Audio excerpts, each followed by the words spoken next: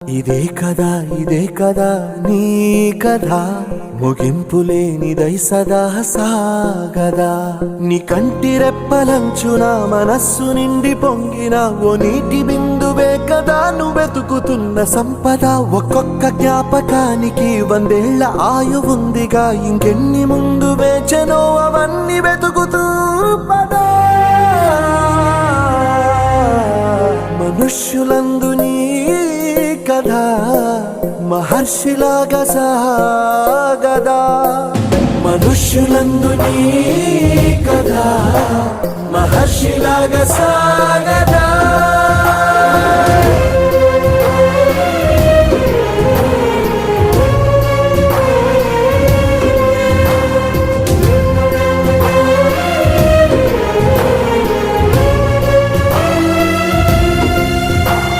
ఇదే